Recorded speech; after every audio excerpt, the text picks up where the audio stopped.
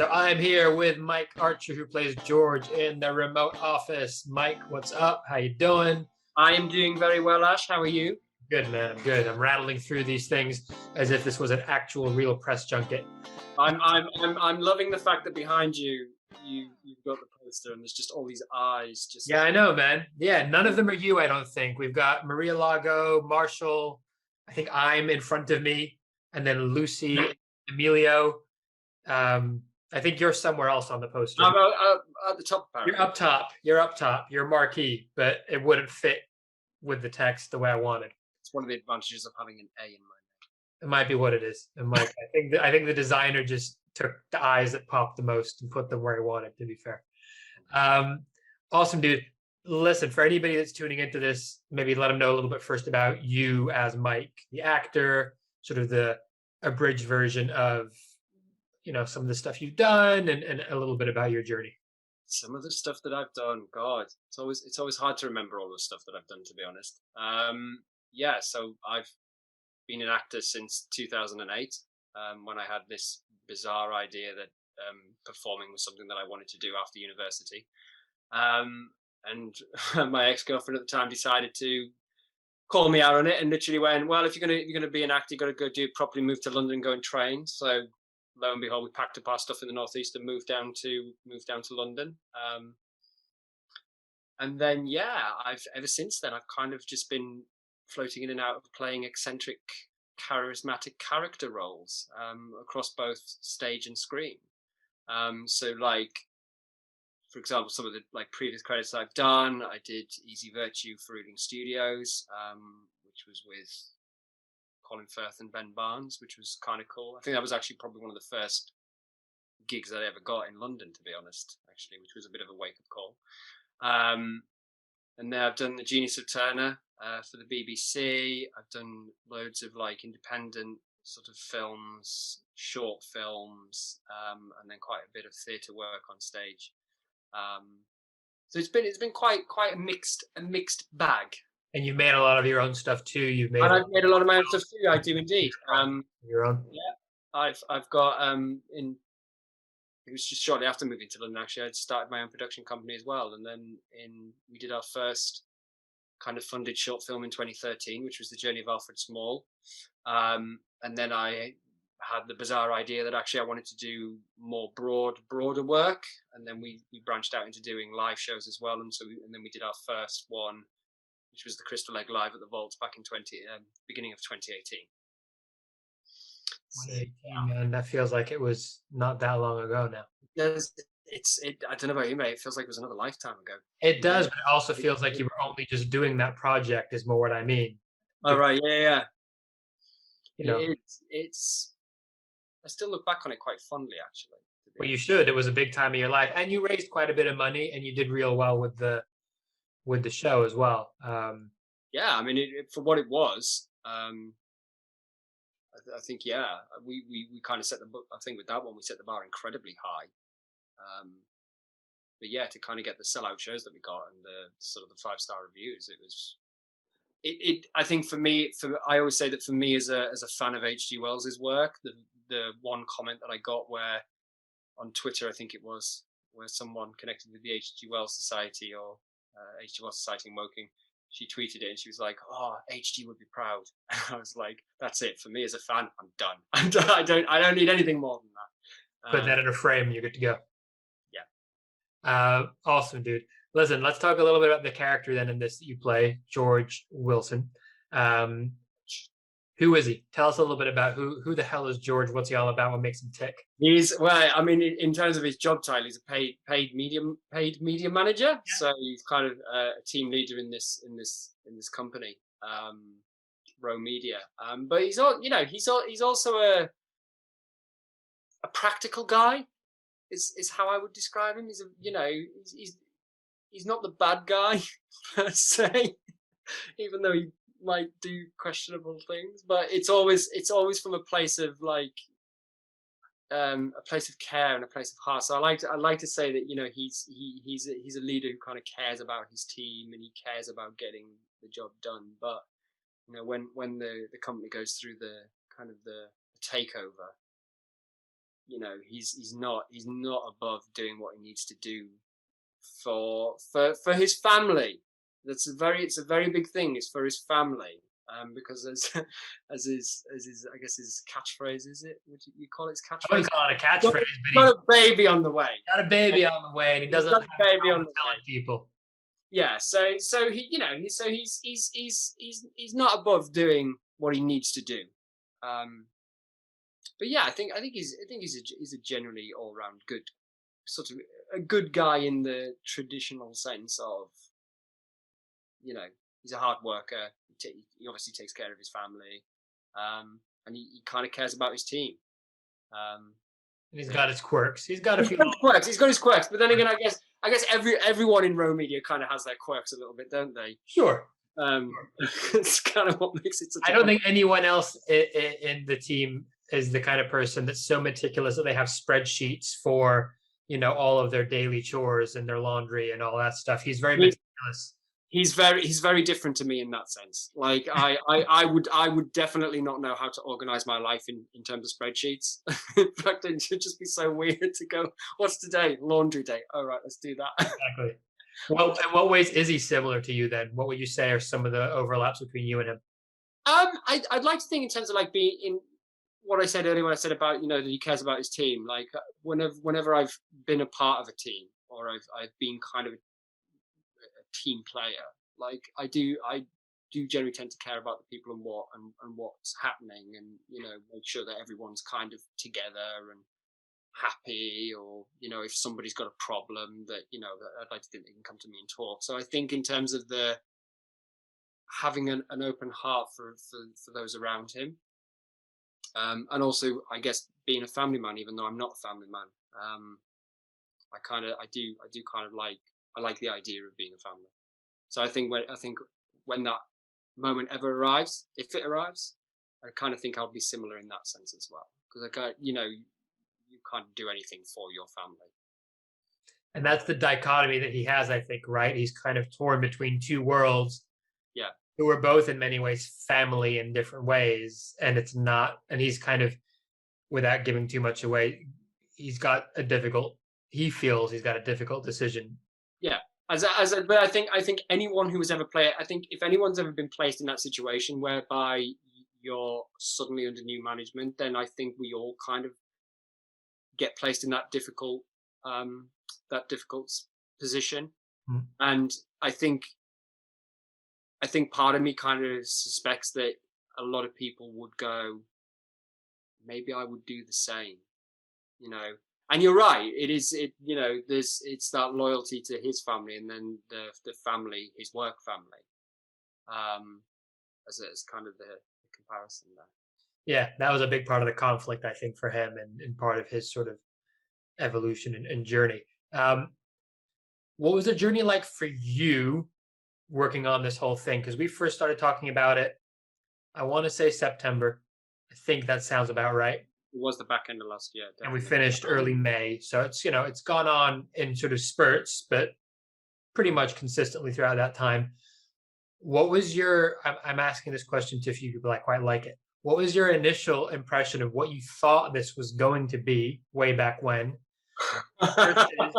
versus having done it, not seen it yet, but having done it and actually sort of filmed it versus what you now perceive it to be?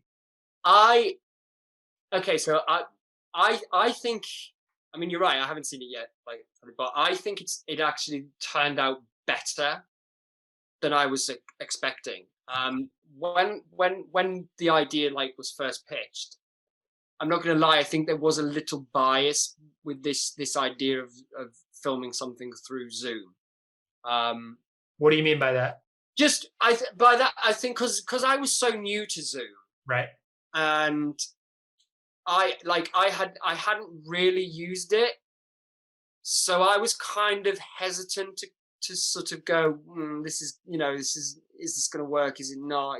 What sounds a bit. I hadn't explored the possibilities of one, what you can do with Zoom in a creative sense, but also what you can do on Zoom in a performing practical sense as well. So I think for me, what I came into it with that sort of bias against it and going, okay, it's nice to do something, but it's going to be incredibly limited, And then when we actually started jumping into it and doing sort of those initial like rehearsals and those initial like exploration of it, like I definitely felt my opinions start to shift. So that by the time we were sort of, I think it was about like the second week of doing the Zoom calls and doing the filming, that I kind of went, this is really good. This is really good. Like what else can what else can I bring to it? Like what else can I do in my little frame to make this better? Like beyond sort of doing performance thing, beyond like just doing the basics of just showing up, but just kind of going, oh well, how can I best utilize the digital backgrounds? How does that kind of reflect into it? So it opened up. It opened up a lot more creativity. And yeah, I think by the end of it, I was just like, wow, you can actually do a lot with this tech. I think one of those examples where you have limitations or you have certain rules or parameters that you're forced to work within. Yeah. And once you know the parameters, you then know that you can then be creative, but within that field. So having a framework does give you something to build from. Of course, there are limitations of not being in the space with each other and all that. But I think because the whole story and the plot is actually set around people working on Zoom, kind of lends itself to the fact that we were doing that implicitly anyway. Yeah, I remember there was Emilio who said it, where he made the comment during filming one of his scenes where he was like, oh, it would be good to like do this in person. And I think it was you who pointed out that actually if we'd have done it in person, the idea probably wouldn't be there at all, because it was born out of a situation that we all found ourselves in anyway. Yeah, they've already done The Office. Yeah. So it's kind of it's almost like out of the situation and the limitations is where the idea was born and grew, and yeah. And I mean, when we first spoke about it and I came to you guys, I was like, look, I've worked in this industry for 10 plus years, so don't worry about the nuances. I can bring that. But what we're talking to is less that and more the fact that in this moment in time, every fucker and their dog is working pretty much over Zoom. Most people, not everyone, but a lot more than in 2019, put it that way. Yeah. To tap into something in the zeitgeist that I don't think is quite being done even yet, I think was quite interesting just as an exploration. And there's things that, we kind of give a little nod to that I'm sure many people have probably experienced in their Zoom work calls. It was quite interesting, that whole dynamic that you brought, that you were bringing, the stories of real people. I found that inspired by real people. Yeah, that's a good point. I got to point it out. If people watch this, some of that shit was not made up by me. That was just like foundations of real stories, which I then sort of elevated. And we won't say which ones. That'll be up to that. But the people those that did them will know. If they watch this, they'll know it's them. But that helped. It helped to give a little bit of extra flavor to some of the characters. And then everybody made them their own anyway, though, and that's the thing. They're nothing actually like the real people. No, but I think that it's that whole thing, isn't it? That actually, in the end, what you do is you are performing at home, but in the same way that, say, someone who is working at home is working at home.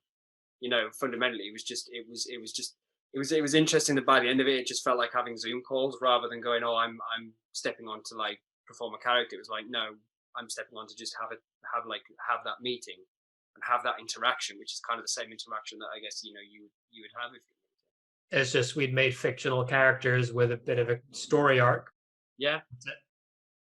Which, is a nice thing that you feel that way, because it means that the story wasn't that far-fetched that it was unrealistic. No, I don't. I'm reminded of an experience I once had.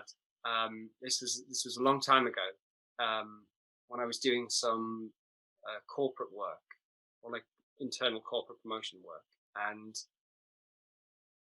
we were supposed to be sort of playing investment bankers, so people sitting at computers looking at stocks and shares. That was awful. And it was so interesting because you go into that with this idea and you go, maybe I'm just sort of stereotyping it and everything, and I don't want to do that. I want to be believable. But we got onto the floor and was sitting at the computers and just looking around. And the thing is, everyone was like that. The environment was like that. The interactions were like that. It's just like, okay, I get it now. Which is why for this it was nice, because I wanted to make the corporate people, which had that part to them, but then the other side of this team that's very sort of independent and quirky and out of the box, that have their own vibe and banter, which I think a lot of people in work experiences have that as well, where it's not, all super professional and behind closed doors. There is a lot of shit talk and a lot of banter and a lot of sort of, friendly camaraderie that can sometimes, people like to poke each other a little bit and see how far they can push them. But it's all born out of the fact that they spend so much time with each other. They are like a pseudo family. Mm.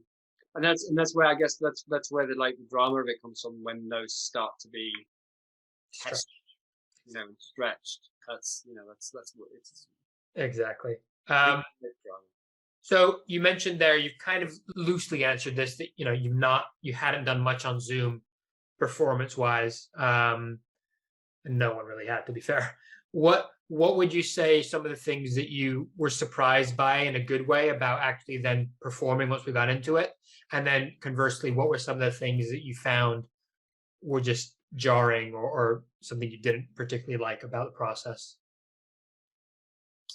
I think one of the things that I was quite surprised with was the fact that you can still, I mean, it obviously doesn't replace acting with another actor and having a physical connection, but you can still have kind of that connection across the digital space, which I was quite surprised at, because I think, as I said earlier, like when I went into it with a little bit of bias against it, I think that was my bias, was that you're never going to truly get you're never going to truly get the full performance experience. But then you get it when you watch film and TV work anyway. So I did think by the end of it I was kind of wrong on that, and actually I say that I mellowed out on it towards the end, but it did surprise me just how much you can actually get across. And I kind of liked the fact that you have your frame, and that you've got your world in there. But I also think the other side of that is that when it's really difficult when to kind of keep focused on, say, one person and not wander your eyes. It's almost like I mean, I guess it's like camera technique. I guess it's like when an actor sits down and does camera technique. I guess it's kind of the same, in the sense that you have to kind of know where to sort of place your eyes, where to position your screens and stuff, so that it doesn't look like you're looking over here or looking over here. So I think just trying to get my head around that was a little bit of a challenge. And I still don't think I've fully got it, but I don't think anyone has, to be fair. I think it's sort of the scenes where it was just one or two people in them were the easiest to obviously keep that clean and just to keep the focus clear. And even just when editing it, it's much easier. But the ones where there's like 9 of us on screen at once can become a little bit more challenging, just because there's so many more people, the grids are smaller. It's natural that people will overlap in their dialogue a little bit, even though it was scripted. And so sometimes it doesn't become quite a free-for-all because of the scripted nature, but it can feel a little bit overwhelming, because there's a screen up here that maybe no one's doing anything, but it's a different color, and it kind of just triggers something in a sensory way from what you're actually looking at from the person talking. And I don't think you can avoid that if you're doing the grid view. Then again, I guess that also adds to the realism of the situation, because Exactly, that's what's going down. Working remotely, you're going to do that. Exactly. All right, dude. I am wrapping this up, but I'm always wrapping these up by asking some questions from my little card deck here. Oh, Yeah. But the catch is I'm getting people to reply to these questions as their character. So I'm going to ask this, but I want you to answer as George. And if the question's shit, I'll just move on to a different one. Okay, so the first question. If you had to choose between a happy home life and a mediocre career, or a successful career and a mediocre home life, which would you choose? George.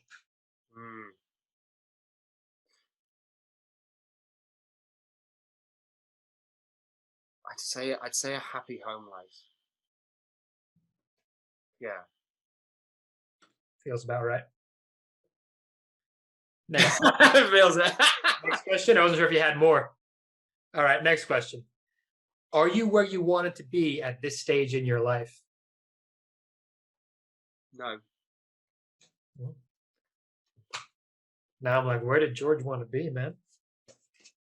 So much more possibility. I'd like to have my own company eventually. Is that where you think he wants to be now, and he's just a bit? Well, I think the Mackenzie Group has opened my eyes. Oh, do you now? Fuck them. Making shit up now. I know. Yeah, I'm like, are you writing season 2 already? Okay. If you had to write a book, what would it be about?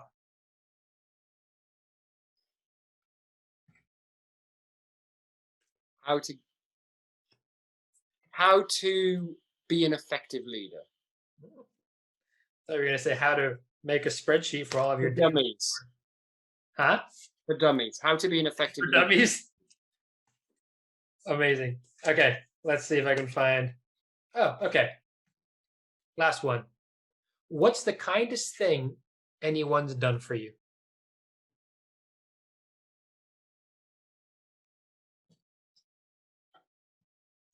Improv the shit out of this.